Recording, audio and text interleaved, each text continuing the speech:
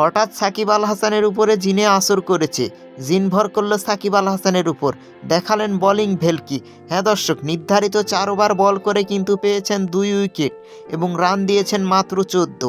হ্যাঁ, উইকেটের সংখ্যা সাকিব আল হাসানের জন্য 3টিও হতে পারত যদি কিনা লাস্ট ওভারে ক্যাচটা না মিস করত।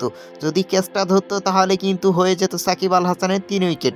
আপনারা আরও জানলে অবাক হবেন যে 24 বলের মধ্যে কিন্তু 11টি বলই ডট করেছেন সাকিব আল হাসান। সত্যিই কিন্তু ডট বলের মহড়া চালিয়েছেন সাকিব আল হাসান। সবচেয়ে কিপটেমি বোলিং করেছেন সাকিব, এর জন্য বাহবা কিন্তু সাকিবকে দিতেই হবে। নিজের প্রথম ওভার করতে এসে কিন্তু বোকা বানিয়েছেন ফকর জামানকে। প্রথম ওভারের শেষ বলে কিন্তু ফকর জামানকে বোকা বানিয়ে কিন্তু নিকোলাস পুরানের হাত দিয়ে স্টাম্পিং করে নিয়েছেন সাকিব আল হাসান। এর পরবর্তীতে কিন্তু আবারও বোলিংয়ে এসে বোকা বানিয়েছেন স্যাম কারানকে।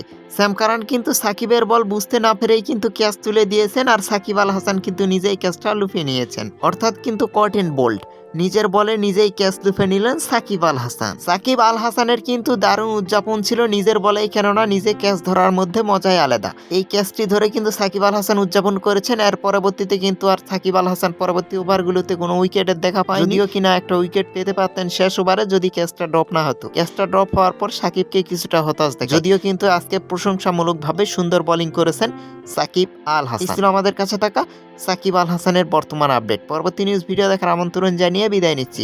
মোস্তাকিন হাসান, বিটি ইনফায়ার রিয়াকশন।